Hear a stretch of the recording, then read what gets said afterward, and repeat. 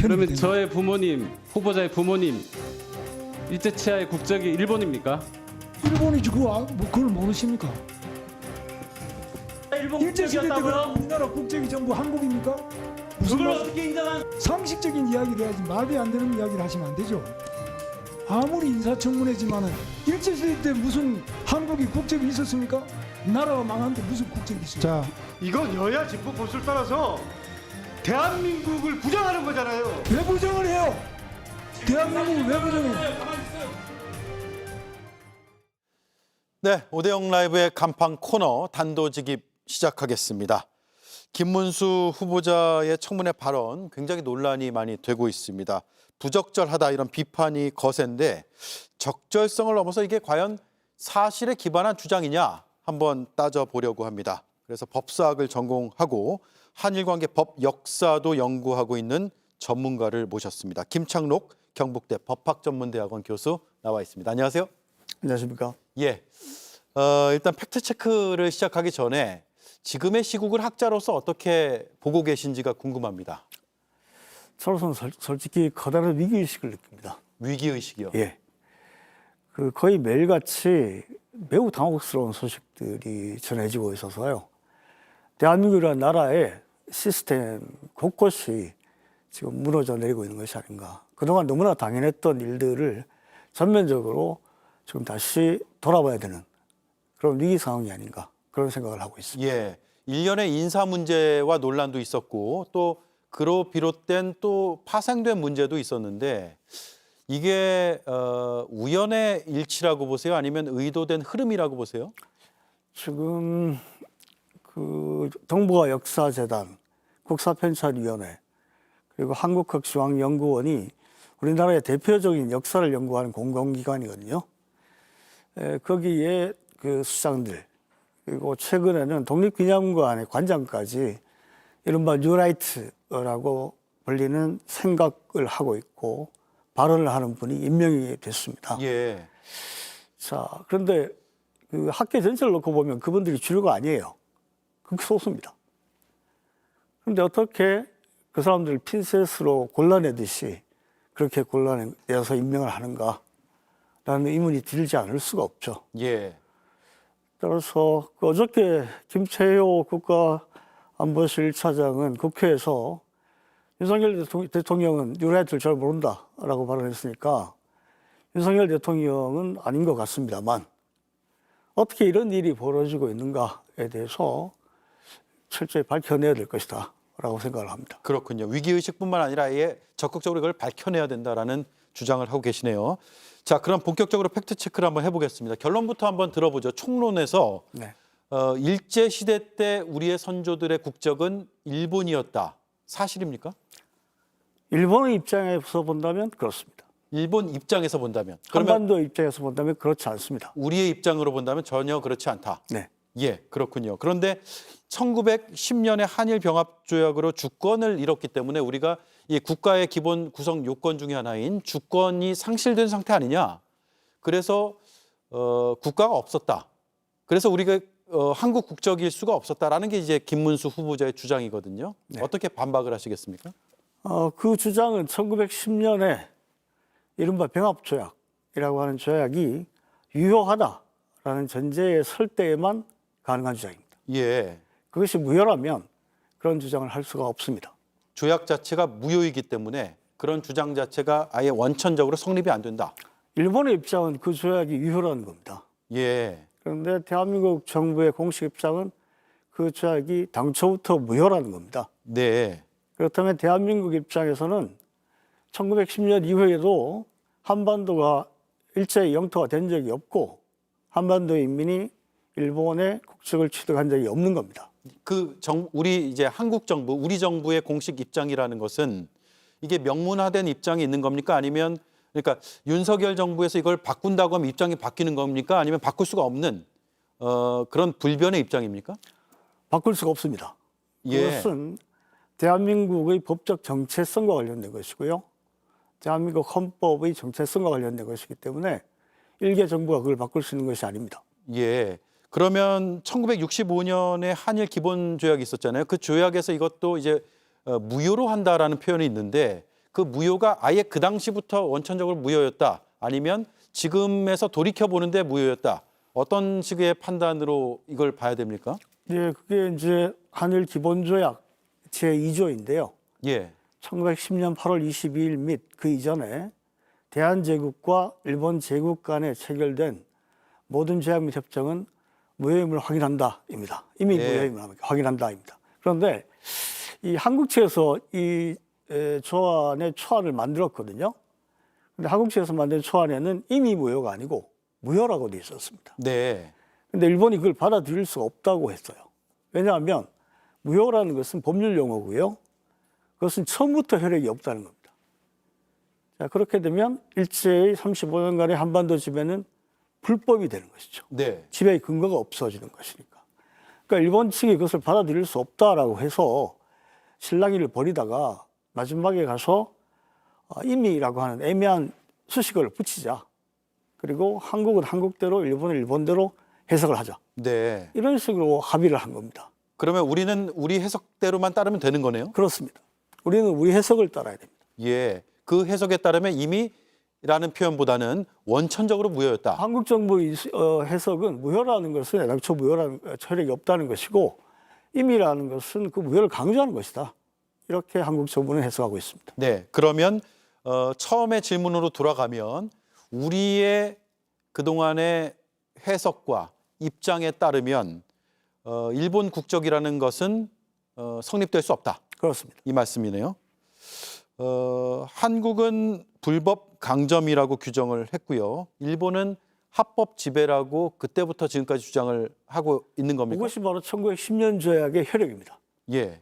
1910년 조약이라는 것은 그 한국 전부의 통치권을 한국의 황제가 일본 황제에게 넘긴다라는 네. 것입니다. 예, 그것이 유효라면 그 시점에 한반도의 통치권이 일본에 넘어간 것이죠. 예. 그렇다면 그때부터 한반도는 일본 영토가 되는 것이고요. 한반도의 인민은 일본의 신민이 되는 겁니다. 신민. 그때는 신민이라고 했으니까요. 황국의 신민이다 이런 예. 표현이죠. 신하인 인민입니다. 예, 그게 유효라면 그렇게 되죠.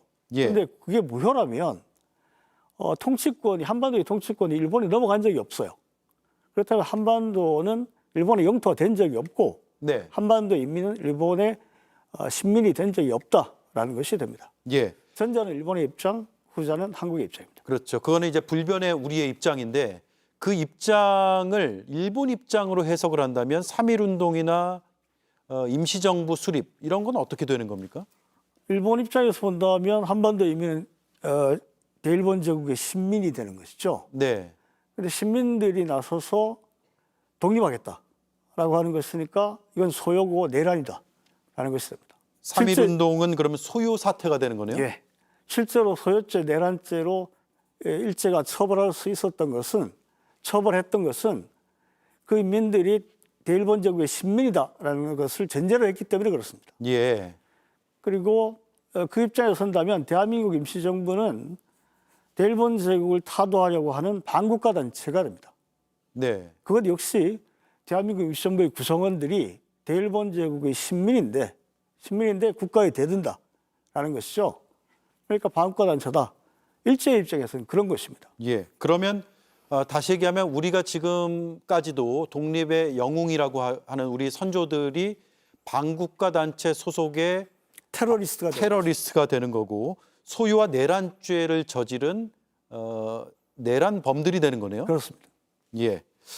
대법원의 강제동원 판단이 있었잖아요. 판결이. 그 판결을 보더라도 같은 맥락의 해석과 우리 입장을 확인할 수 있는 거죠.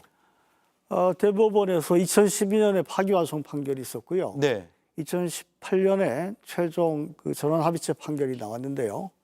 그 판결을 보게 되면 일제 한반도 지배는 기본적인 관점에서 불법 강점에 불과하다. 예. 그래서 그 시기에 만들어진 법률 관계 중에서 대한민국 헌법의 정신과 합치하지 않는 것은 모두 다 효력이 없다.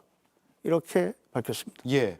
그러니까 그 판결이 조금 복잡합니다만 그 판결에서 강제동원이라고 하는 이유는 법적인 근거가 없다라는 거예요. 네. 그런데 일본의 입장에서는 법적인 근거가 있어요. 예.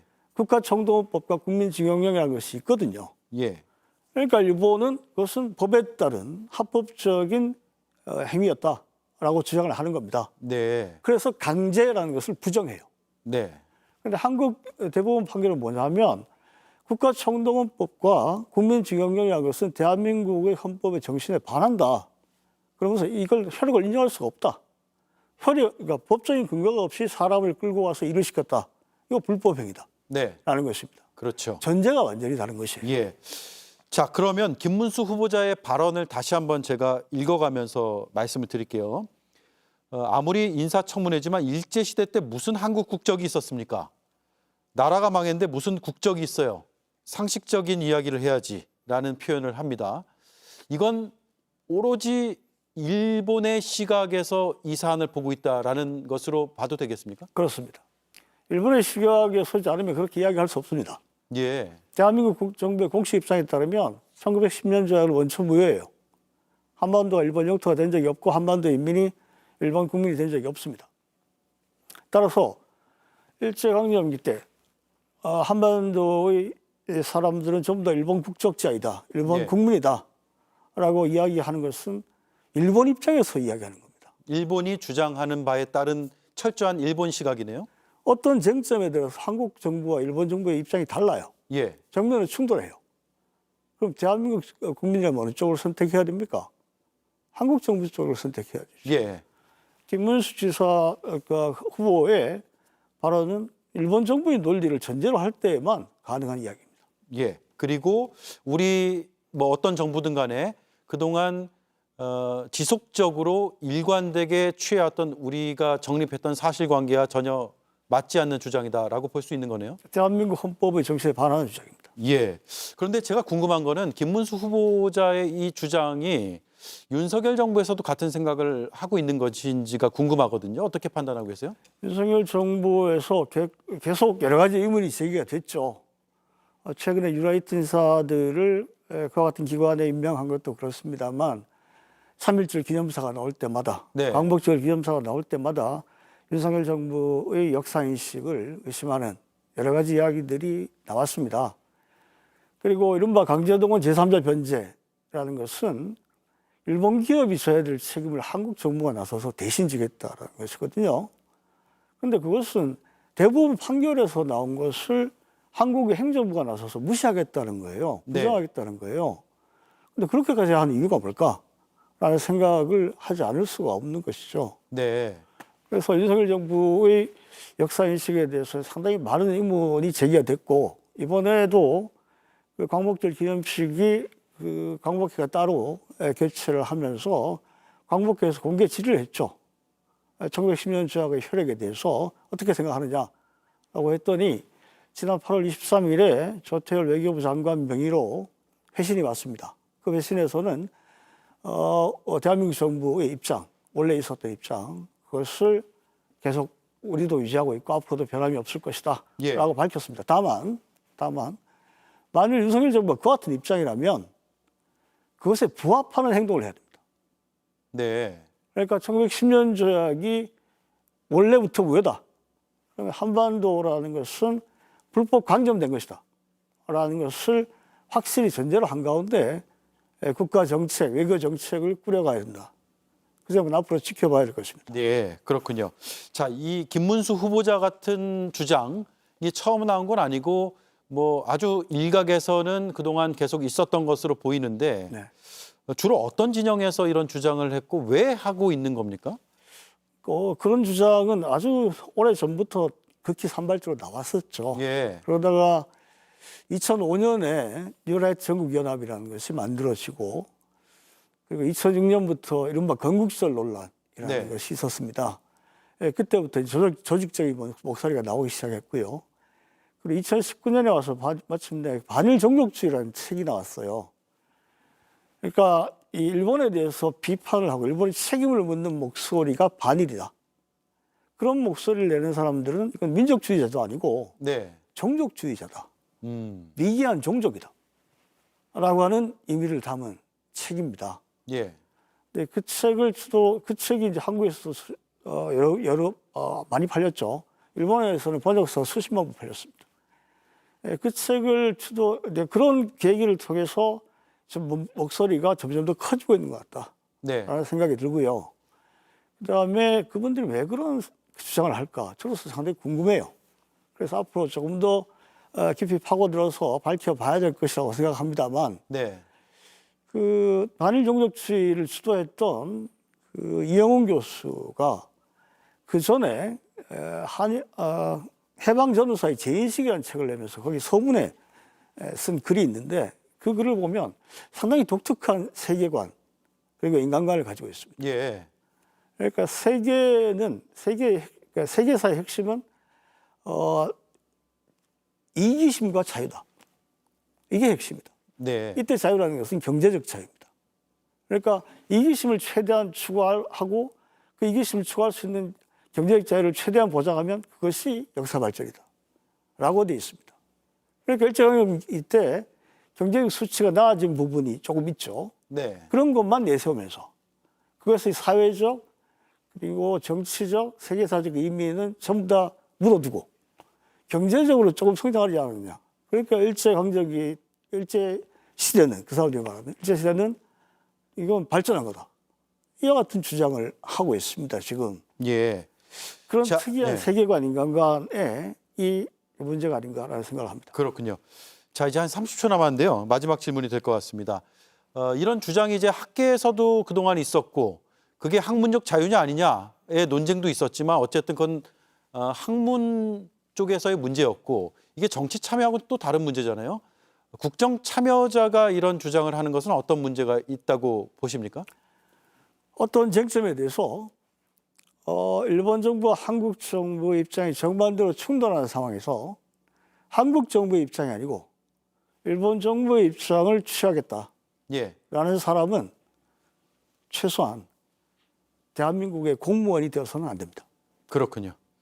알겠습니다. 여기까지 듣죠. 법사 전공자이고 한일관계 법 역사를 오래 연구한 전문가 김창록 교수였는데요.